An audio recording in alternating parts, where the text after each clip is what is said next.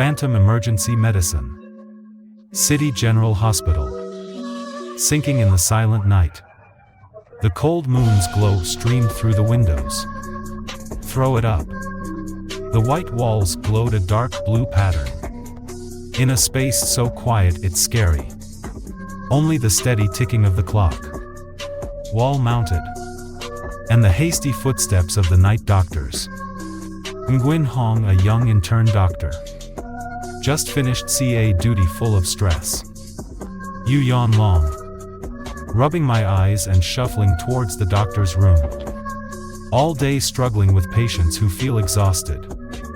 I just want to lay my back on a soft bed. And fall asleep. Just walked into the room. I felt a cold stream of air running down my back. This small room is already cold. More and more silence. He turned on the light. The yellow light glowed weakly out. Just enough to illuminate part of the room.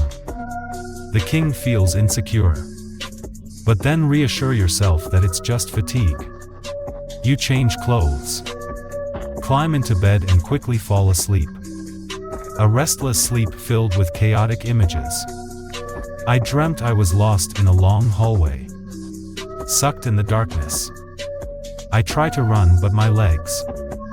It's like being stuck to the ground. At the end of the hallway.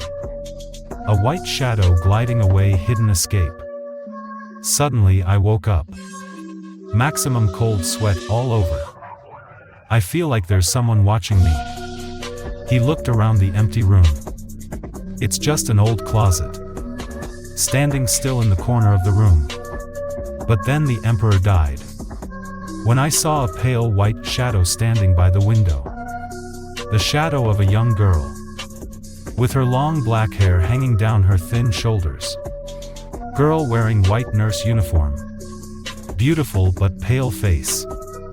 Big black eyes staring at the emperor. The fear cannot speak. I try to rub my eyes and tell myself I'm burning my eyes. But when I open my eyes, the white shadow that's standing there doesn't disappear. The girl smiled softly. The spooky smile makes the hair creepy. Are you a new doctor? The girl's voice cracked. As cold as the wind from the underworld. He tried to calm down and asked her. Who are you? I'm Lan, the girl replied. Still cold. I used to be a nurse here. I feel my heart beating. I remember the rumors about a young nurse.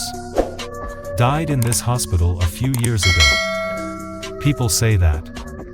Your soul is still stuck somewhere in the hospital. Looking for help. What do you need my help with? He asked in a trembling voice. Lan nodded softly. I need you to help me find the truth, Lan. The nurse. Possessing a fragile beauty as pure as the morning dew. Small figure. Slender, hidden under the blue and white. The more it exalts feminine tenderness. Long shiny black hair is usually neatly bunched. To reveal the delicate neck of Chow. With flawless white skin. An oval face in harmony with dark eyes. It's like a night sky full of stars. The delicate nose.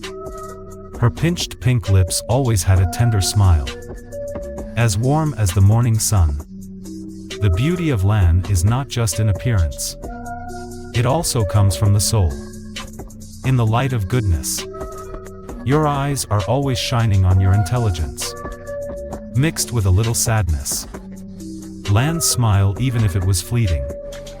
It's enough to leave a deep impression. In the heart of the opposite. It's like a mental elixir for the pain.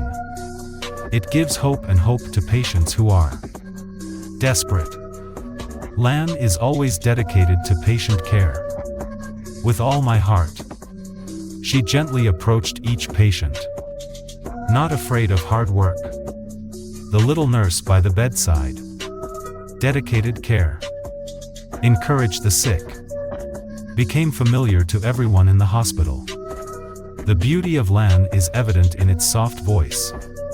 Inspire that voice like there's magic to ease the pain. Comfort the souls that are hurting. Talk to the patient. It's like pouring ink into your ears. Brings a sense of peace and relaxation. Lan like a white lotus flower. Love in the hospital. Full of worries. Trouble. Your beauty doesn't just captivate people. It's also a source of motivation. Comfort for those who have met. Even though Lan is gone. But the beautiful nurse. Your dedication is still deep in everyone's heart. The mystery of the nurse's death. Lan told me about his wrongful death. She was murdered in the hospital. The killer has not been found. Lan believes that someone has harmed you. And you want me to help you find him. The king was hesitant at first. But saw the village's gaze and pleas. I can't refuse. I promise I'll help you find the truth. No matter what it costs. From there, he began his investigation. He's learning about Lan, about her relationships. About people who might have a motive to harm you. I turned over the case file. Looking for the missing clues.